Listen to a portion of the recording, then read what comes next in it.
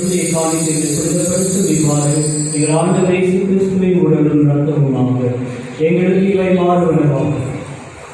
அவர் பாடுபட மனமு வந்து தம்மை கையளித்த போது அப்பத்தை எடுத்து நன்றி செலுத்தி அதை பெற்று தம் சீடர்களுக்கு அளித்து அவர் கூறியதாவது: அனைவரும் இதிலிருந்து பெற்று உண்ணுங்கள், ஏனெனில் இது உங்களுக்காக கையளிக்கப்படும் என் உடல்.